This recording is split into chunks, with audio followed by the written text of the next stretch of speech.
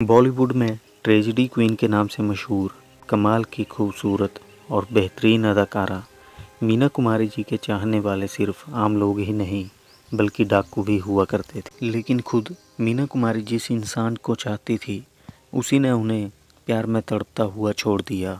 उस इंसान की बेरुखी से मीना कुमारी को गहरा धक्का लगा और ताउम्र वो गम में तड़पती रही। मीना कुमारी जब पैदा हुई तो उनके पैदा होने की खुशियां नहीं मनाई गई क्योंकि उनके पिता चाहते थे कि उनकी दूसरी औलाद बेटा हो। लेकिन जन्म हुआ मीना कुमारी जी का, यानी कि महजवीन बानो। जिस वक्त मीना कुमारी जी का जन्म हुआ उस समय उनके घर की माली हालत बिल्कुल भी ठीक नहीं थी। कहते हैं कि उनके पिता के पास डिलीवरी के पैसे देने तक की भी गुंजाइश नहीं थी। ऐसे में उनके पिता घर वालों से चोरी छिपे उन्हें अनाथालय में छोड़ आए। लेकिन मीना कुमारी जी की मां का रो रो कर बुरा हाल था, जिस वजह से उनके पिता उन्हें वापस घर ले आए। मीना जी का बचपन बेहद मुश्किलों और तंग हालातों में बीता। घर की माली हालत ठीक ना होने की वजह से मीना जी ने छोटी उम्र से ही फिल्मों में काम करना शुरू कर दिया। बतौर चाइल्ड आर्टिस्ट उनकी पहली फिल्म लेदरफेस थी, जिसके लिए उन्हें फीस के रूप में 25 रुपये मिले। मीना जी ने अपने पूरे करियर के दौरान 90 से भी अधिक फिल्मों में काम किया। अपने फिल्मी करियर के दौरान मीना जी ने कई बेहतरीन फिल्मों में शानदार अभिनय किया, लेकिन उन्हें फिल्म बैजू बावरा के लिए बेस्ट एक्ट्रेस का अवार्ड मिला। उस दौर में ये अवार्ड पाने वाली वो पहली भारतीय महिला अभिनेत्री थी। मीना जी का फिल्मी करियर भले ही किसी सितारे की तरह चमकता हुआ रहा हो, लेकिन उनका निजी जीवन अंधेरे और दुखों से भरा हुआ था। लेकिन कमाल अमरोही का उनके जीवन में आना किसी बड़ी खुशी से कम नहीं था। दादा मुनि यानी कि अशोक कुमार जी ने ही कमाल अमरोही और मीना कुमारी जी की मुलाकात करवाई थी।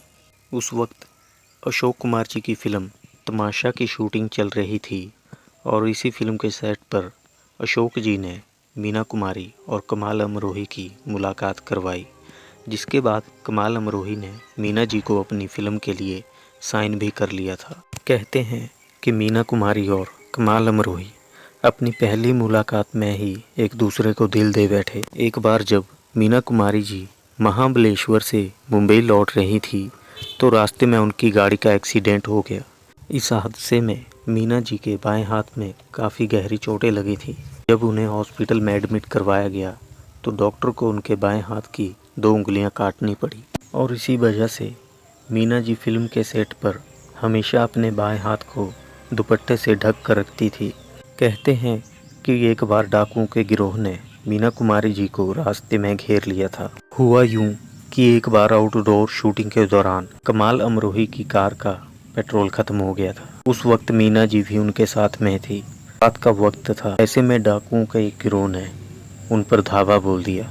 लेकिन जब बाद में उन्हें पता चला कि कार के अंदर मीना जी हैं तो उन्होंने पूरी आवभक्त के साथ उनके खाने पीने और सोने का इंतज़ाम किया। अगली सुबह डाकू के सरदार ने मीना जी से कहा कि वो चाकू से गोद कर उनके हाथ पर ऑटोग्राफ दे। मीना जी को यह थोड़ा सा अजीब लगा, लेकिन सरदार के बार बार आग्रह करने पर मीना जी इसके लिए तैयार हो गई और उन्होंने चाकू से गोद कर उसके हाथ पर ऑटोग्राफ दिया। बाद में पता चला कि वो मशहूर डाकू अमृतलाल था।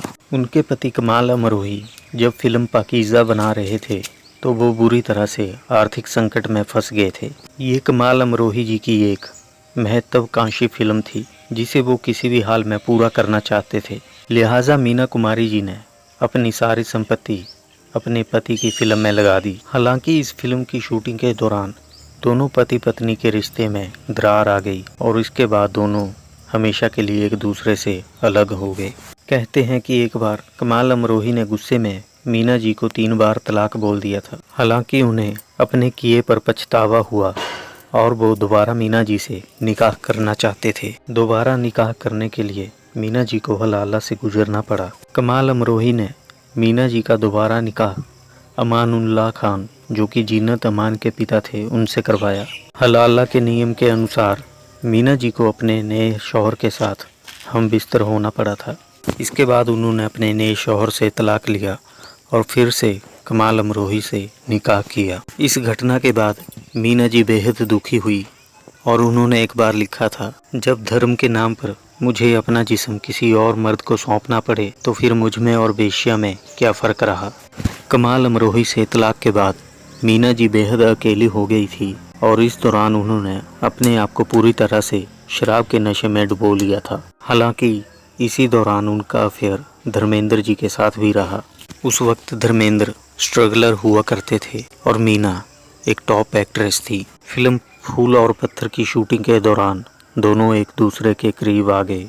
मीना जी और धर्मेंद्र जी का रिश्ता 3 साल तक चला। ऐसा भी कहा जाता है कि धर्म जी को फिल्म इंडस्ट्री में स्थापित करने में मीना जी का अहम योगदान रहा। मीना जी धर्म जी को लेकर काफ़ी पॉजेसिव हो गई थी, जिस वजह से दोनों के बीच में तकरार होती रहती थी और फिर दोनों ने एक दूसरे से अलग होने का फैसला किया।